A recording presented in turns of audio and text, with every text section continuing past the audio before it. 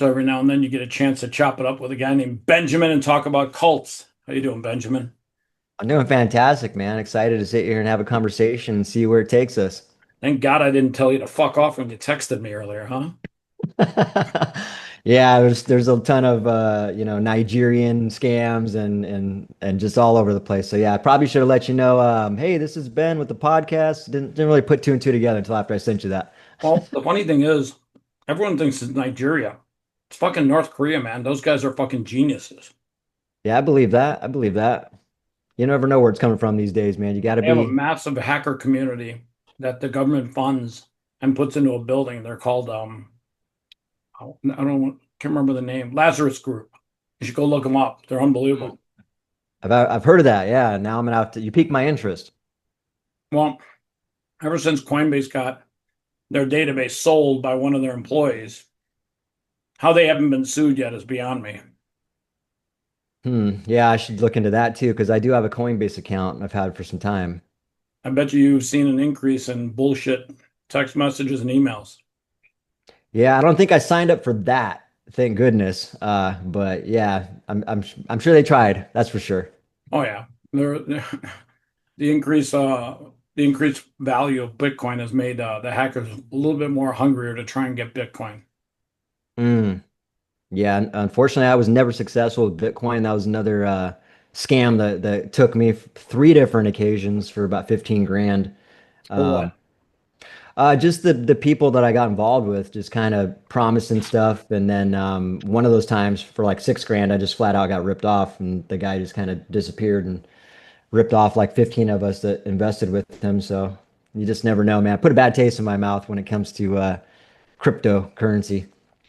I've come to the reality that Bitcoin is the best of the best. Everything else is just trying to be like Bitcoin. Yeah, yeah, I believe that. Plus, I was naive. It's just, it wasn't, I don't think it was just for me. You know what I mean? Yeah, I mean, if you think about it, Bitcoin is really the best form of money ever created.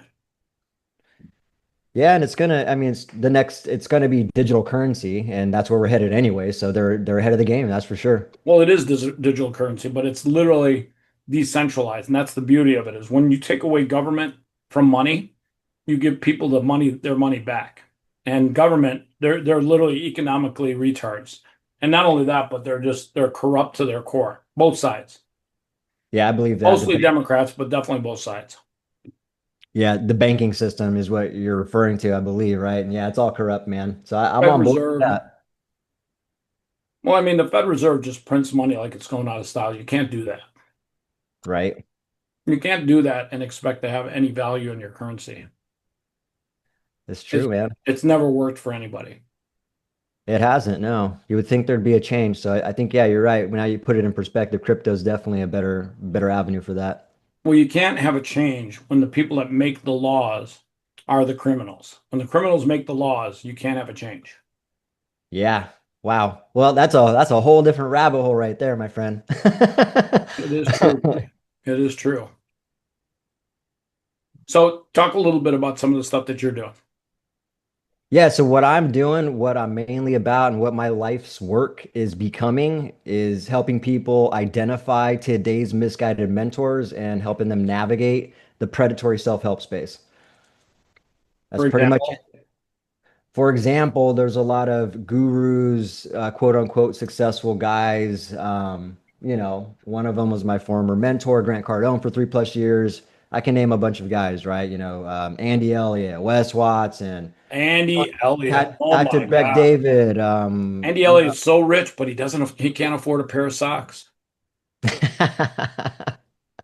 I believe that. Andy, just so we're clear, I don't have a six pack. I get it. I get it. You're fired. I'm like, dude. Yeah, it's ridiculous. So, And when he goes up there and lies, well, I did $160 million last year. Shut the fuck up. yeah, they're all lying, man. And that's the thing. Like, and it's not hard to see either. You got to pretty much, if you're good and you're like really tapped into your own intuition and your conscience to do what's right, you can literally see through that bullshit. And a lot of people just overcomplicate it and make it stupid complex to identify that, but it really is that simple. And the red flags are coming up for people, but you guys are coming up with excuses, just like I did.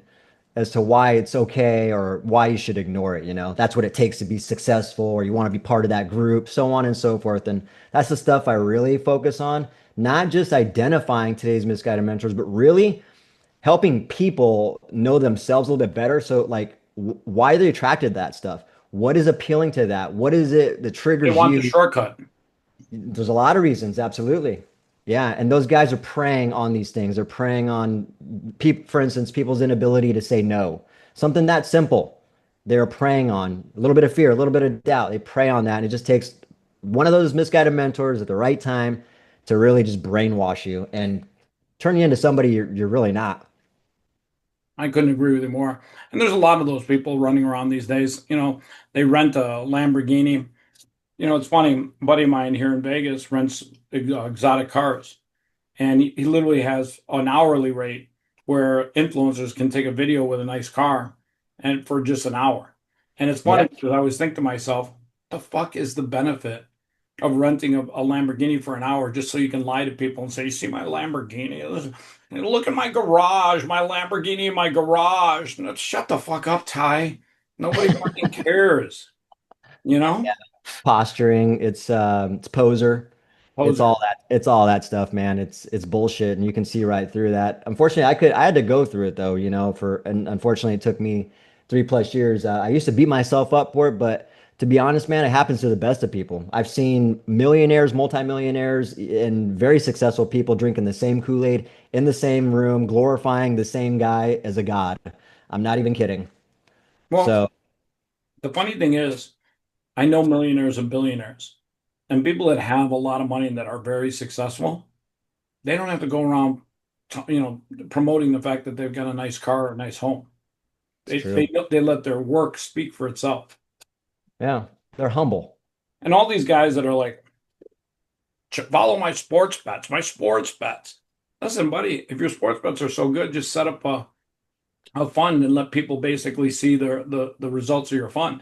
The reason why none of these sports bettors do a fund is because they're the losers. They're Hmm. losing on their sports bets. Yeah, that's true, man. And you're right. There's something to be said about what you just said. There's something, when you're trying to convince and portray and project, it's such a low level of energy. It's such a desperate energy. And on top of that, to dovetail that successful topic, just because someone has made a ton of money doesn't necessarily mean they did it in an ethical way. Yeah, no, I couldn't agree with you more. It's funny. Those people have figured out a way to prey on the weak-minded souls that are in society, that are looking Yeah. for a shortcut.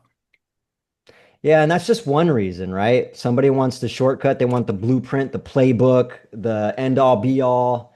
That's definitely something that's attracting. They There's want also, the six packs. Andy, they want your fucking six packs, man. hey, that's true. People want they want to be close to people. I mean, I even did this too. Like people would spend thousands of dollars just in hopes of getting a picture with Grant Cardone. I mean, it's that sad. It's that desperate. But there's several reasons, you know what I mean? Like biologically, we like to fit in with a group. They prey on that. When you're in a room full of thousands of people and it's all rah, rah, rah, all feeding that same energy, it's very attractive, man. It's really hard to, Understood the whole allure of Wes Watson, though. You mentioned him earlier. I mean, he literally says, "I came out of prison." But by the way, I'm telling you, I'm a multimillionaire and I'm very rich, and I want you to buy my course for 15 grand or whatever. I thought to myself, he tells you right up front, he came out of prison. He was a criminal. yeah, yeah. And he does something and it's funny because I've actually identified, I'm writing a new book and I've actually identified, archetypes of the misguided mentors. And Wes Watson is the guy who glorifies prison. He doesn't just talk There's about his nothing prison. glorifying about prison. Exactly. And he glorifies his prison sentence as if that gives him credibility or as if that's his, claim to Well, fame. the irony is he might actually go back to prison. Right. And I actually hope he does. Not because I hate or anything. I'm not saying that. I think that's the only thing that's gonna wake him up at this point. You know what I mean? And if that's what it takes, and I'm okay with that. So be it. Yeah, I mean, he's an easy guy to hate. It comes across as just an walking pile of shit. Yeah, he's definitely lost. And the sad thing about that is when he first started doing his influencing stuff, he had some great messages and he was on the right track and he was really a hateful guy. He didn't lose his temper too much. Somewhere along the way, man, he took the temptation of money, sex, ego, self-pride, and once you start taking that shit, you become blinded to the truth and what's actually right. And you can clearly see the juxtaposition in that man. He's a great example of that. Yeah. I think somehow in life, the influencers that have not found God therefore veer off and become a little bit more evil each day. Money will corrupt your mind and literally make you do things that are outside of what you think your character should be. Yeah. Yeah. And some people might hear that and say, no, money is not the problem. Money is the root of all evil is actually a poor person's mentality. But I understand what you're saying. And that's not what you're saying. What you're saying is that, and I've also heard this statement that money makes you more of the person you already are. That could be true in some ways too. But I honestly think people change, right? And Well, I've temptation, seen money change people for the worse. yes, me So too. it may not make them who they are, but it makes them lazy in who they want to become. If you want to become a good person, money sometimes makes you lazy. Yeah. Yeah, I agree. And everybody's different too, but the most important thing is it is just changing. Like I'm a firm believer that there's no template for everybody. There's No. no there's no this like yeah, you can talk about generally speaking, but there is the fact is we're all individuals going on our own path. And sometimes we do good things, bad things. Sometimes we take the temptations and then come through it and realize how bad we were taking that temptation. Some people never come out of it. And so, yeah, I just think, like you said, a lot of these guys, they get deceived and blinded with that stuff, and they just lose their soul, man. And you just see it every day. And they're out here teaching people. So you got misguided mentors teaching people to be misguided mentors who teach other people to be misguided mentors. It just goes down the line, man, until someone actually says, "Wait a second, did nobody else hear that? Does nobody else see the wrong in this? Like, am I the only one?" Yeah. So how do you monetize what you're doing? I don't sell anything right now. So the only thing I sell is my books. I'm not really monetizing anything right now. Hey, you're monetizing your books. Yeah, but I don't even promote it, you know? You So got to promote it. Why even write a book if you're not going to promote it? I got a plan for the next book I'm writing. I will be promoting that book. The first book I wrote today, or The Misguided Mentor, was kind of a book I wrote when I was brainwashed and I was a misguided mentor myself. And kind of just talks about like the first half of just my life from childhood up to in my business uh, development and how mentorship played a role in that. And then I talk about what I learned in business, which is all just regurgitated stuff that I learned from all the self-serving entrepreneurs in the industry, like Grant Cardone. So I keep that on the market. I don't want to push it, but as soon as I push out this next book, bless you, Woo. Thank you. I'll be able to do a side by side comparison as far as see the overarching difference in the growth I've made. Because since that book, you mentioned God, I've had a spiritual awakening that changed my entire life, dude. I never had this feeling or these type of experiences happen to me in 40 years of my entire life, and it all happened at once, over and over and over and over and over until I became 100% believer. Not 99.99999. I'm talking 100% without a shadow of a doubt believer, man. And it really just changed my outlook on life, how I respond, how I view things, how I care about people. It just everything, man. I've never been the same. It's funny. You talk about God and faith, and I believe that faith matters now more than ever before. Talk a little bit about three things that you've learned in your new spiritual awakening. Yeah, so I could just go down the downloads I got. The thing I learned most, the first download I got was the biggest message I've ever, the most valuable message I ever got. Call it a message, call it a download, call it a whatever you want. The best way I can explain it was it was like I was being talked to through energy, if that makes sense. It was a very specific thing, and I boiled it down to letting go. It just felt like letting go of everything, and I've talked about this so many times, man. Not letting go of like a few things. I'm talking about everything, not wanting to be right or wrong, not wanting money, not wanting answers, not wanting to understand, not wanting. Literally left nothing on the table, and I started getting more downloads and more experiences happening to me that are just unbelievable, unreal. And I don't even talk to everybody about it. When it first happened, I did because I was so excited. I want to scream from the rooftops and share everything. But I found that a lot of people have had this experience, and so I was looking crazy, you know what I mean? So I realized it's only meant for certain people, and I can tell when someone's actually experienced some of the things I have. Interesting. What are some of the things that you found are red flags for some of these mentors that you're referring to? Ah, okay. Here's an easy one. Um, if the message is to seek them for the answers, seek them for a playbook, seek them, that's a red flag. A good mentor, in my opinion, will actually let you know that you actually have everything inside you. You just need to tap into that. And Gracie. everything else that's supposed to happen, whether a mentor is supposed to be in your life, whether you get money, whether you get the perfect wife, the house, all that stuff. This is my this is my mentor. All right, This is yeah. this is Gracie. Every Gracie, now and then she wants to make a podcast interruption. nice. What's up, girl? Um, yeah, so a good mentor and a red flag is they're gonna teach they're gonna suggest that you seek them and chase them for the answer. Stick with me. Proximity is power.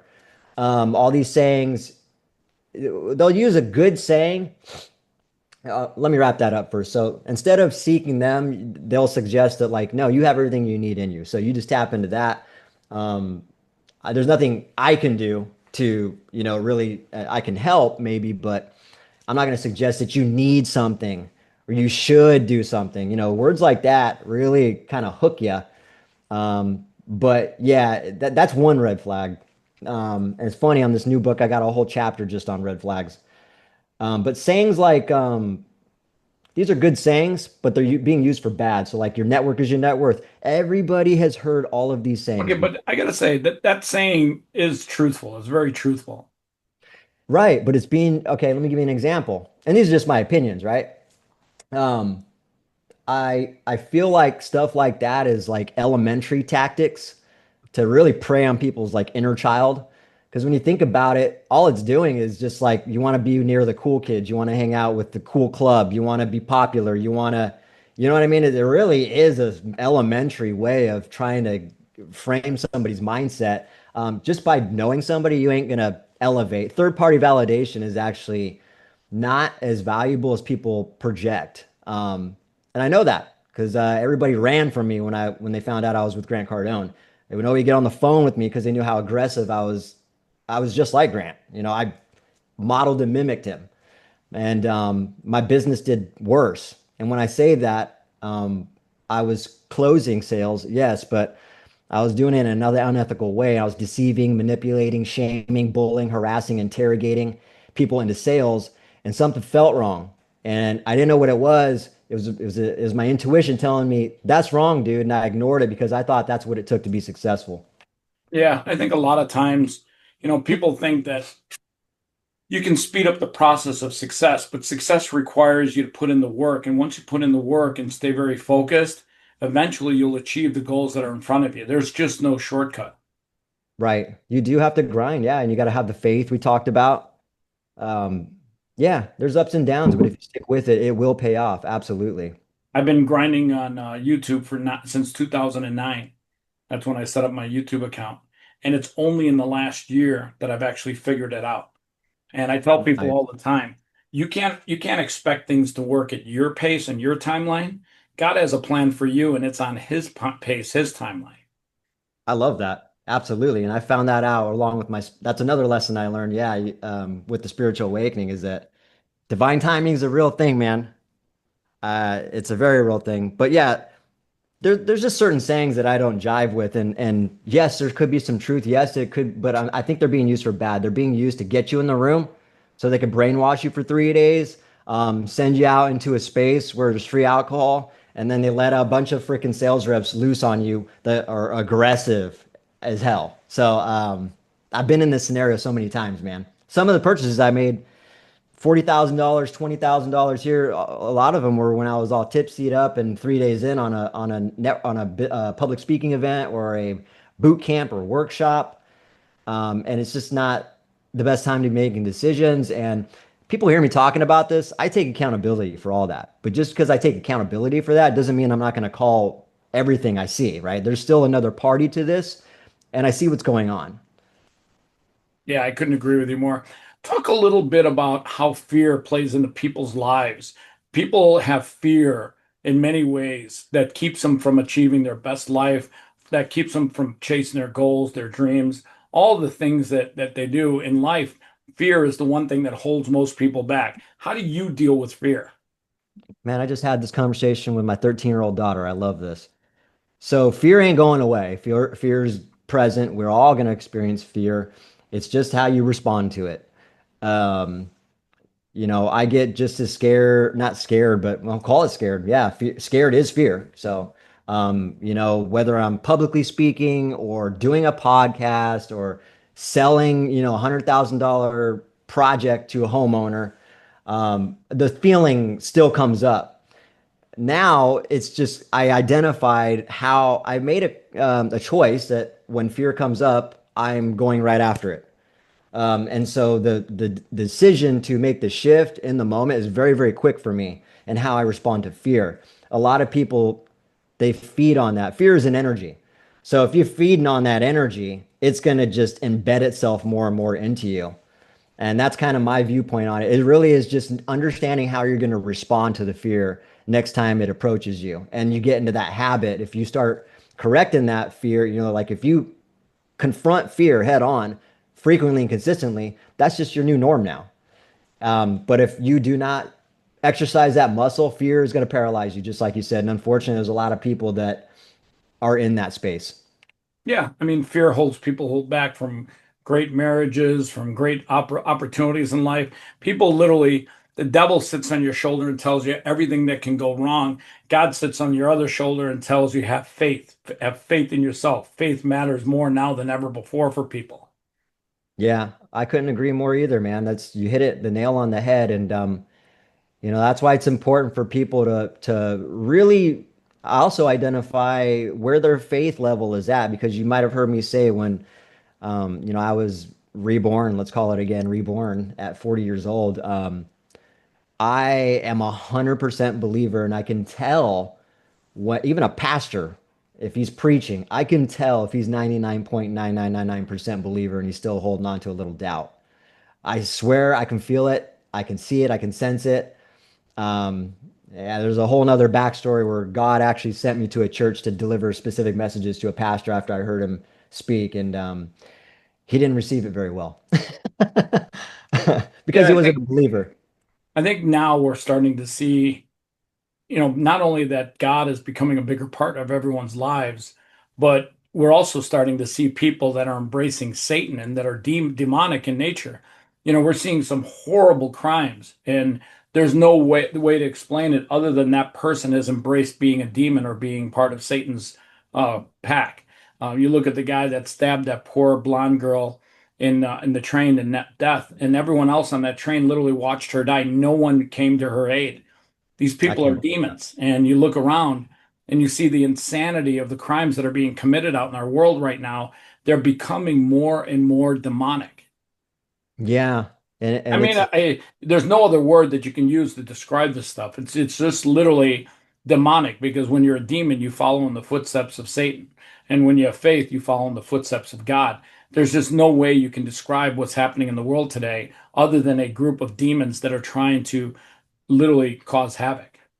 yeah, it's a possession for sure, absolutely. And some people, like I said, this might non-believers is going to go over their head, or they're going to have a lot of doubt with this stuff. But it's a very real thing you're talking about, and that's why I went as far as to say is like, even murderers and certain people that have done the most horrific stuff, deep down, there's another side to them. And they just didn't lean into that goodness. They didn't lean into that faith. They didn't lean into that. And instead, they took the temptation, that evil provided them and they got lost and lost their soul, much like the mentors we were talking about. It really is no different. And so being able to identify that, those two contrasts and deciding what you want to focus on and acknowledging and being aware when evil pops up in your life, super important, man. I couldn't agree with you more. Listen, do me a favor, look in the camera for a quick second, and I want you to tell one person that's watching this right now, tell them something inspirational that'll change their life, even if it's just for one day. All right, I got one for you. I talk a lot about intuition and your conscience to do the right thing. I'm a firm believer that's God talking to you. So when those feelings come up, if something feels off, it usually is. If something feels wrong, it usually is. You need to lean into your intuition more. And I think when going back to what me and Chris and you were talking about, Chris, taking the temptations of money, sex, ego, self pride, so on and so forth, it's going to blind you to that intuition. So you just need to be aware of those two different scenarios and lean into the feeling that you know your conscience to do the right thing. Do not ignore that because you are going to be tempted to ignore that. And most people know what I'm talking about. So I would say lean into that intuition to do the right thing. That's God speaking to you. Awesome. Listen, it's been great chopping it up with you. We should do this again sometime soon. I think you're going to uncover more and more people out there that are just full of shit. Absolutely, every day, man. So yeah, it's just bringing awareness, providing guidance to these people, and help in any way that I can. Absolutely. He's Benjamin John. I appreciate his time.